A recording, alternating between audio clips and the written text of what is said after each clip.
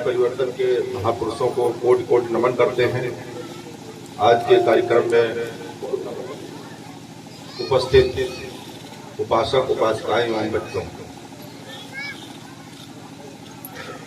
बुद्ध मेले का कार्यक्रम का उद्देश्य अपने समाज में, जो भारतीय समाज है, उसमें एक वैज्ञानिक दृष्टिकोण पैदा करने की पहल है। एक अंधविश्वास से परे ले जाने की मुहिम है। इस श्रृंखला में इस गांव में मैं कई बार आया हूं और परिचित रिश्तेदार भी लोग रहते हैं यहाँ। परिवर्तन हुआ है, जो अपेक्षित परिवर्तन है वो नहीं है, देखने को नहीं मिल रहा है। समय के अभाव में मैं बहुत सूक्ष्म में अपनी बात कहूंगा, कम समय में अपनी बात रखूंगा और अधिक से अधिक उसको समझने का प्रयास करिएगा तो ज्यादा अच्छा रहेगा। बहुजन समाज की एक समस्या है। अगर हम आपसे पूछें कि बहुजन समाज की समस्या क्या है, हमारा दुख क्या है, बहुजन समाज का दुख क्या है? दुख यानी जो हमारी समस्या है वही दुख है मेरा। तो समस्या क्या है? कई जगह जाकर हम पूछते हैं तो एक सुर में आवाज आती है कि साहब समाज की समस्या तो गरीबी है। बहुजन समाज की समस्या गरीबी है। व्यक्तिगत अलग अलग समस्याएं हो सकती हैं, लेकिन पूरे समाज की अगर एकीकृत रूप से देखें तो समस्या है गरीबी की। तो बुद्ध का सिद्धांत है कि दुख होता है वो किसी कारण से होता है और दुख खत्म किया जा सकता है यदि उसके कारण पता चल जाए और उसका निवारण कर लिया जाए। पता चल जाए जो, तो अगर हम गरीब हैं तो गरीबी दूर हो सकती है बुद्ध के सिद्धांत के मुताबिक। क्यों भाई सुरेश बाबू? अगर हम गरीब हैं तो बुद्ध का सिद्धांत कहता है कि गरीबी दूर हो सकती है यदि कारण हम खोज लें, कारण खोज लें और उसका निवारण कर लें, कारण को खत्म कर लें जड़ से, है ना। तो कारण बहुत सारे हैं, मुख्यतः 3-4 कारणों पर चर्चा करेंगे। कितना साफ वीडियो आ रहा है, फिर अपनी बात खत्म करेंगे। पहला कारण ये है कि हम अविद्या का शिकार है, यानी विद्यावान हम नहीं है, ज्ञानवान नहीं है, हम अविद्या का शिकार है। और दूसरा कारण अविद्या से जुड़ा है।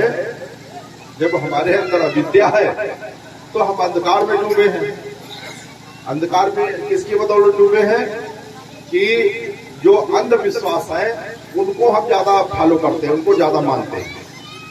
तो अब मुख्य तौर पर मैं आपसे बात करूंगा कि अब तक जो आपने किया, बुद्ध मेले में आए, बाबा साहब की जयंती मनाया, उनकी बातें सुनी, घर चले गए, उनकी बातें सुन के यही छोड़ दिया और घर चले गए, फिर अपने उसमें धंधे में रम गए। जैसा करते थे उससे बदले कुछ नहीं, बदलाव कोई नहीं लाए। मेले में आए, 10 साल से मेला हो रहा है, खूब घूमते हो, लेकिन घरों में कोई परिवर्तन नहीं है। मोटा ले लीजिए, अभी करवा चौथ हुआ है, इसमें अभी हाथ खड़ा करवा लीजिए, 90% महिलाओं ने करवा चौथ व्रत रखा होगा। कुछ फायदा है उससे क्या? तो इस प्रकार से अंधी दौड़ में, भेड़िया चाल में कोई फायदा नहीं है। मैंने एक नारा निकाला है, ये इधर लगा हुआ है, लिखा है, महिलाएं दाहिने देखें अपने, वहां लगा हुआ है, कागज में लिखा हुआ एक यहाँ सामने, ये सामने भी मैंने लगा रखा है और उधर लगा हुआ है दाहिने तरफ आपकी। पढ़िए उसको। मैंने लिखा है आओ करके देखते। क्या लिखा है? आओ करके देखते। जैसा पिछली बुद्ध कथाओं में यहाँ से सुन के आप जाते रहे हो घरों को, आज वैसा न करिएगा। अब क्या करना है? जो यहाँ बताया जा रहा है उसमें से जो चीज आपको अच्छी लगे, जो चीज आपको अच्छी लगे उसको आज ही से कर चलिए, करके देख लो। करके देखो क्या नतीजा मिलता है उससे। अगर आपको अच्छा नतीजा मिलता है तो अच्छी बात है, अगर नहीं मिलता तो मत करिएगा अगले सालों से, लेकिन अभी तो करके देखो। इस बार ये प्रण लीजिए आप लोग, सारे लोग, पुरुष महिलाएं, कि हम आज इस बुद्ध कथा के कार्यक्रम से जाएंगे तो सुन के दाहिने कान से सुन के बाएं कान से निकालेंगे या बाएं सुन के दाहिने से निकालेंगे, ऐसा नहीं करेंगे। जो बात हमें पसंद आएगी, जो बताई जाएगी, हाँ, वो हम करके देखेंगे। तो क्या कहना है, क्या नारा है? एक सुर में सब लोग बोलो, क्या नारा है? आओ आओ आओ आओ करके देखें। क्या करके देखना है? बताते हैं कि शिक्षा पर बहुत जोर है। शिक्षित करने का नारा बाबा साहब ने दिया था।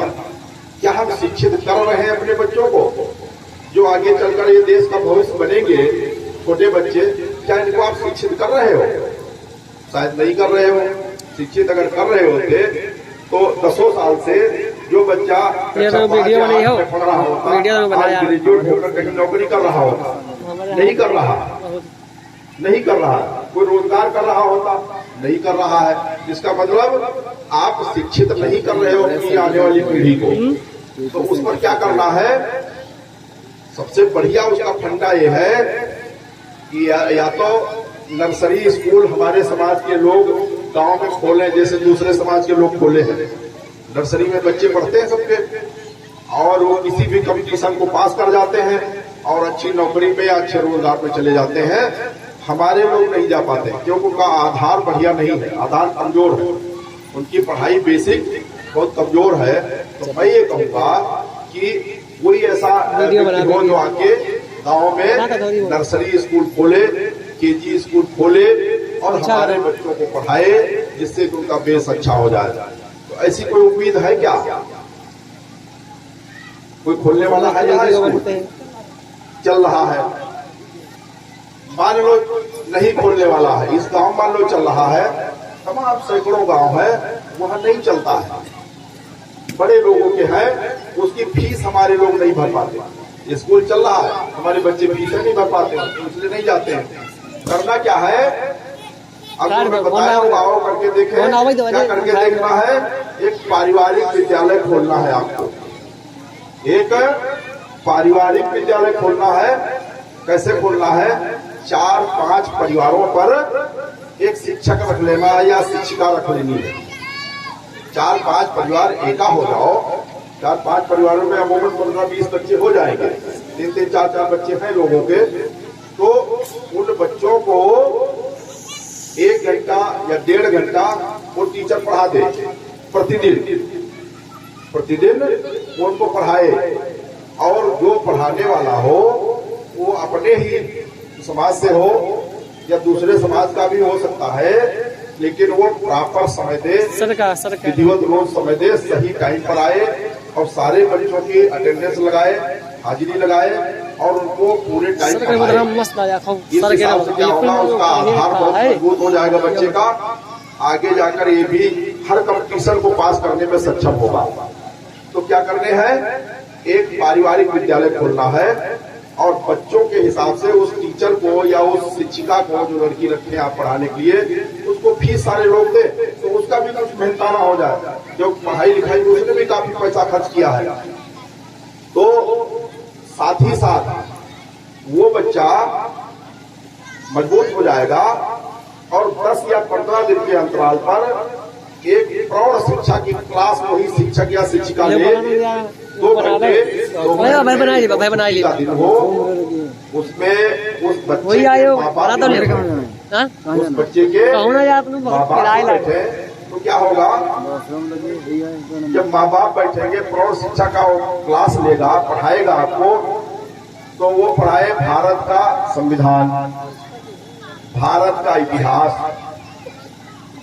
जब भारत का इतिहास, भारत का संविधान आपको पढ़ा देगा टीचर, जो किताबों में है, कक्षा 8 से लेकर 6 से लेकर 10 तक की कक्षाओं में सारा कुछ इतिहास है पूरा भारत का। नादिर शाह कैसे कोहिनूर हीरा लूट ले गया, सब आपको पता चलेगा। अभी तो आपको पता ही नहीं है कोहिनूर हीरा कहाँ है, कौन किसकी शरारत से चला गया, भारत से इंग्लैंड पहुंच गया। तो जब आपको पता चलेगा कि भारत का इतिहास हमारा ये है, तब आपके दिमाग में कुछ बात आएगी। और ये महापुरुष जो अपने हैं, बाबा साहब से लेकर समस्त महापुरुषों के बारे में बताएगा। और बच्चों को क्लास जब शुरू होगी तो बुद्ध वंदना करवाएगा, जो अभी उनके बहुत जी बता रहे थे। तो बच्चा आगे चलकर एक भीम सैनिक बन जाएगा कि नहीं बन जाएगा, और आगे समाज की बात के लिए काम करेगा, समाज के लिए। तो पहला बिंदु मेरा क्या हुआ, क्या करके देखना है, एक पारिवारिक विद्यालय खोलना है। जो इसमें पारिवारिक विद्यालय घर पे चलाना चाहे वो नाम नोट करा दे यहाँ, बालक या बालिका कि साहब हम अपने घर पे पारिवारिक विद्यालय खोलेंगे। तो उस हिसाब से उसको कुछ किताबें हम महापुरुषों की दिलवा देंगे, जिससे कि उन महापुरुषों का जीवन परिचय वहाँ पढ़ाए। ये बात यही समाप्त हुई। दूसरा बिंदु ये है कि हम अपनी सुरक्षा भी तय कर लें, हम अपनी सुरक्षा भी तय कर लें। जब हम ही नहीं रहेंगे तो क्या होगा, कुछ नहीं होगा, संविधान में कुछ कर पाएगा न कुछ होगा। जब हम जीवित रहेंगे, जब भी कुछ कर पाएंगे, तो अपनी सुरक्षा पहले तय कर लें। अपनी सुरक्षा कैसे तय करेंगे, अपना बीमा करा लीजिए। भाई क्या पता कहाँ दुर्घटना हो जाए, कौन बीमारी आ जाए, कौन आकस्मिक चला जाए इस संसार से। तो एक बीमा करा लीजिए, जिससे बच्चों को आपके न रहने से कुछ लाभ मिलेगा। घर से बाहर निकले, दोपहिया पर चले, दोपहिया के सारे कागज हो पूरे मोटरसाइकिल के, बीमा मोटरसाइकिल का भी हो, हेलमेट लगा होना चाहिए, हेलमेट लगा होना चाहिए। और पीछे अगर पत्नी बैठी है तो उसको भी हेलमेट लगा होना चाहिए, क्योंकि आपकी ज्यादा जिम्मेदारी है। बच्चों को आप ही तैयार करती हो स्कूल जाने के लिए, इसलिए आप अपने को सुरक्षित करिए। पहले घर में गैस से खाना बनाती है, उसके सारे नियम मालूम होना चाहिए, सिलेंडर में आग न लग जाए पहले, ये सब सीख लेना चाहिए आपका। ये सुरक्षा के मानक है। साथ ही जैसे प्रोग्राम हो रहा है, इस हिसाब से शादी ब्याह भी होते होंगे, तो उनमें एक सुरक्षा के लिए एक फोर्स गठित करिए, एक बल गठित करिए गाँव में अपने। जैसे हमारे साथ जवान खड़े हुए हैं, ये समता सैनिक दल के सिपाही है, जवान है, ये कंपनी कमांडर है। तो इस हिसाब से अगर आप एक सुरक्षित बल बना लेंगे, तो शादी ब्याह में आपके तिलक मुंडन में, मान लो कोई हमारे आदमी है मोहल्ले का, लड़की का मामा या चाचा है, वो लड़की की शादी में दारू पी के नाच रहा है और सबको डिस्टर्ब कर रहा है, परेशान कर रहा है। अगर आप फोर्स गठित रखेंगे, उसको पकड़िए, सीधे चौक दे आइए, थाने में दे आइए, ये शादी नहीं करने दे रहा। अभी क्या होता है, शादी में 20-50 मेहमान आते हैं, वो सब मूक दर्शक बने रहते हैं, वो नंगा नाच करता रहता है, वो नंगा नाच करता रहता है। ऐसे